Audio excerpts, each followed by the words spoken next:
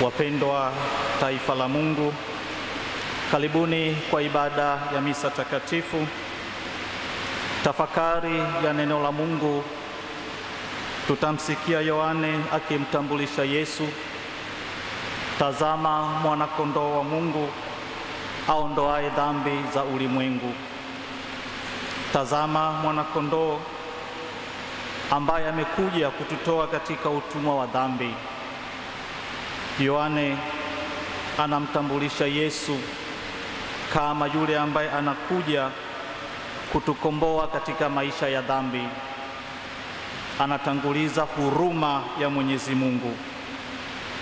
Kristo apokeleke kama yeye ambaye ana nguvu kuliko dhambi, ana uwezo wa kusamehe dhambi. Nasi katika kipindi hiki tupokee mwaliko huo, tupokee utambulisho huo, na tukimwamini na kumfuata yeye, hakika tutashinda maisha ya dhambi.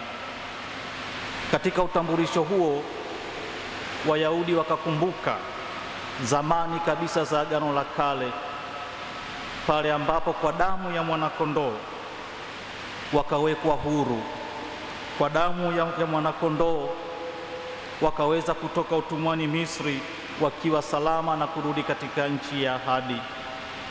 Na hivyo utambulisho huo unatuletea tena aina nyingine ya mawazo kwamba kwa kumwamini Kristo na kumfuata yeye tunakuwa huru kutoka katika maisha ya dhambi.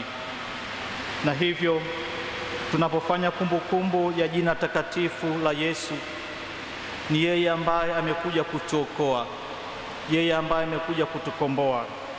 Na hivyo tuendelee kuliamini jina lenye nguvu, si tu katika jina lenyewe, lakini katika uwezo unaoendana na jina hilo.